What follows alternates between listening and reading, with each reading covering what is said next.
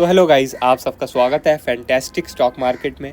तो आज Nifty 160 point और बैंक निफ्टी 500 पॉइंट का फॉल हुआ है। ठीक है, अगर आप इंडिया विक्स देखते हैं तो 3% के करीब ऊपर गया है, लेकिन इंट्राडे में ये 5 से 6% तक ऊपर चले गई थी जो इंडिया विक्स है। ठीक है, और जैसे कि मैंने आप लोगों से बात करी थी, ठीक है, थर्सडे का जो आखिरी टाइम था 3 बजे के आसपास, तब मैंने आप लोगों से बात करी थी कि मैं वापस से जो इंडिया विक्स है इसे ऊपर जाता हुआ देख रहा हूँ।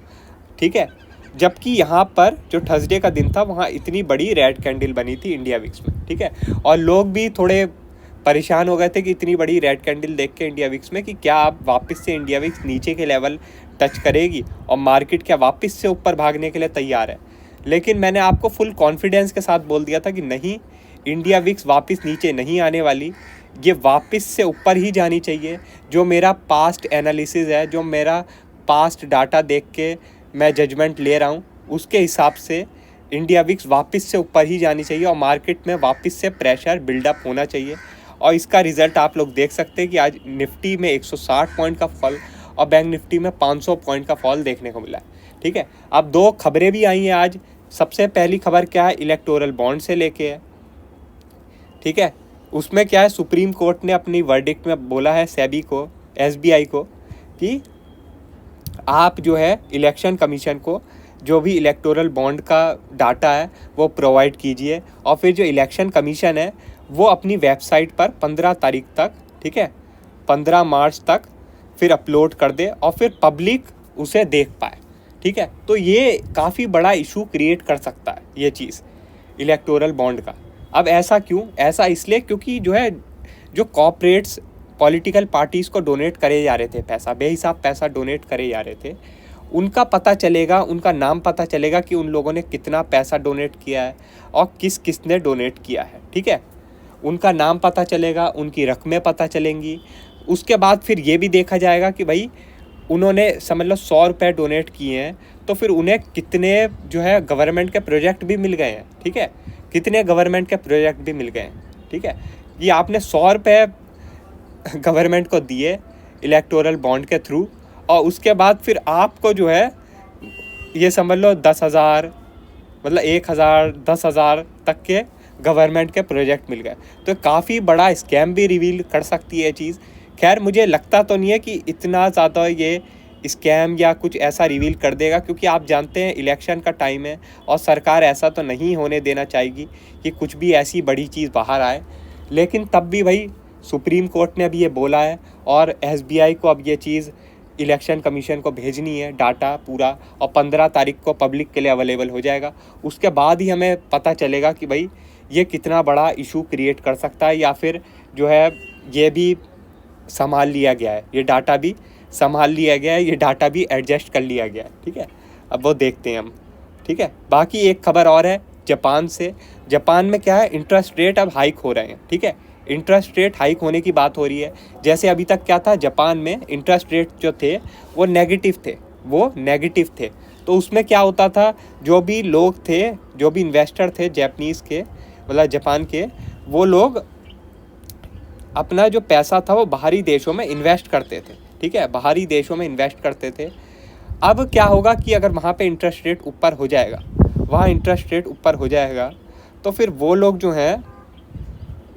हैं अपना जो पैसा है वो फिर बाहरी देशों में इतना इन्वेस्ट नहीं करेंगे, वो फिर अपने ही देश में अपना पैसा रख सकते हैं।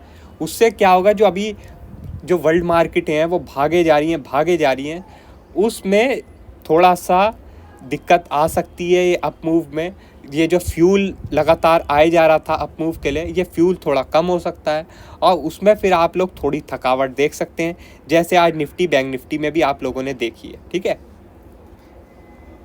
अब ज़रा हम लेवल्स की बात कर लेते हैं कि अब कौन से लेवल इंपॉर्टेंट रह सकते हैं कल के लिए। ठीक है, तो कल के लिए सबसे इम्पॉर्टेंट लेवल रहेगा 22,400 का। ठीक है, 22,400 का। अब जब तक 22,400 के ऊपर निफ्टी नहीं निकलता है तब तक निफ्टी बिल्कुल भी आपका स्ट्रॉन्ग नहीं है।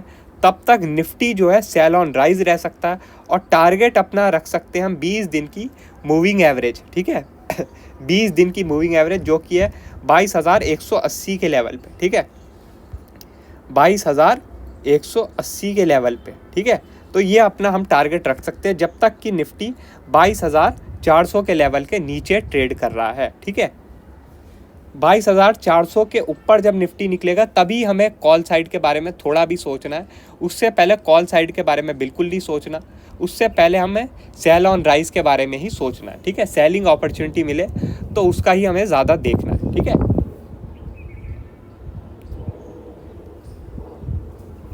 हम ज़रा बैंक निफ्टी की बात कर लेते हैं।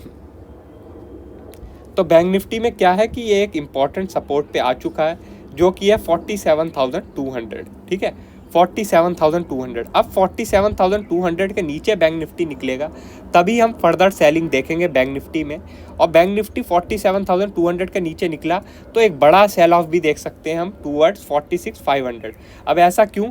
ऐसा इसलिए कि भाई यहाँ पर एक कंसोलिडेशन होने के बाद ब्रेकआउट किया था बैंक निफ्टी ने, लेकिन अब वापस से नीचे आ रहा है बैंक निफ्टी। ठीक है, वापस से नीचे आ रहा है। तो इससे क्या होगा कि बैंक निफ्टी में 47,200 के नीचे एक पैनिक सेलिंग हम लोग देख सकते हैं और 46,500 तक के टारगेट देखने को मिल सकते हैं बैंक निफ्टी में। ठीक है, बैंक निफ्टी में ज़रा हम 1 घंटे के चार्ट पे भी थोड़ा डिस्कशन कर लेते हैं।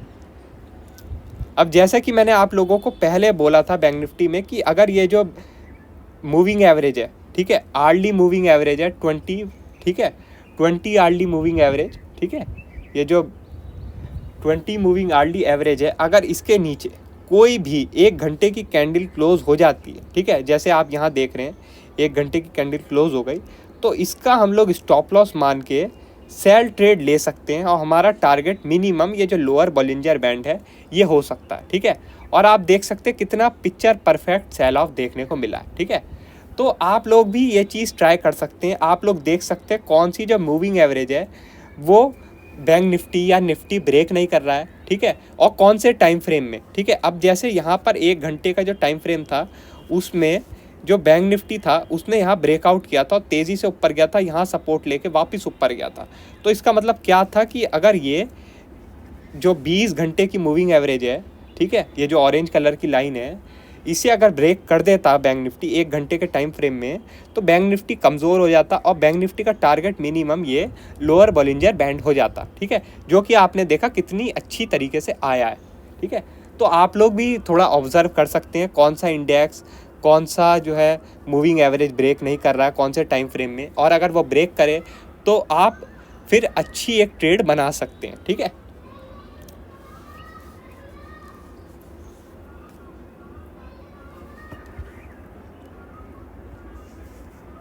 इंडिया विक्स तो देखो अभी 3% के आसपास ऊपर है, लेकिन मैं इसे देख रहा हूँ 15 के ऊपर बहुत ही जल्दी वापस से। ठीक है, और 15 के ऊपर इंडिया विक्स आएगी तो मार्केट पे मैं प्रेशर ही देख रहा हूँ आने वाले दिनों में।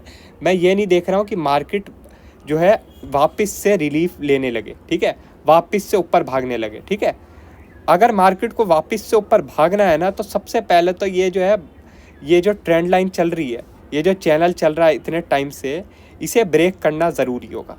और अभी तक तो देखो जो निफ्टी है वो इसे ब्रेक कर नहीं पा रही है, लगातार ये चैनल को फॉलो कर रही है। ठीक है, तो जब तक ये चैनल फॉलो हो रहा है तब तक आप मार्केट में जो है ज़्यादा बुलिश होने की ज़रूरत नहीं है। तब तक बस ये एक कंसोलिडेशन है और कुछ भी नहीं है। आपको जो है अगर सेलिंग अपॉर्चुनिटी मिलती है सेलिंग का ट्राई करो, बाइंग अपॉर्चुनिटी मिलती है बाइंग का ट्राई करो, मगर सबसे ज़रूरी चीज़ क्या है, लेवल्स को फॉलो करो। ठीक है, लेवल्स को फॉलो करो। ठीक है, अगर आप लेवल्स को फॉलो करोगे तो काफ़ी बेहतर कर पाओगे। अगर वरना इस कंसोलिडेशन में कोई ऐसा अपना बायस व्यू बना लोगे तो आपको नुकसान ही देगा और कुछ है नहीं। ठीक है,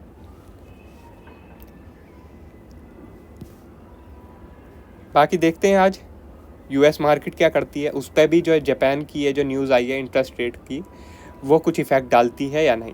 अगर डालती है तो फिर हम हो सकता है कल एक गैप डाउन देखें। ठीक है, बाकी और कोई अपडेट होगी हम आपको टेलीग्राम में बता देंगे। वीडियो अच्छी लगी हो तो लाइक कर देना और चैनल पर नए हो तो सब्सक्राइब कर देना। आज के लिए बस इतना ही, थैंक यू।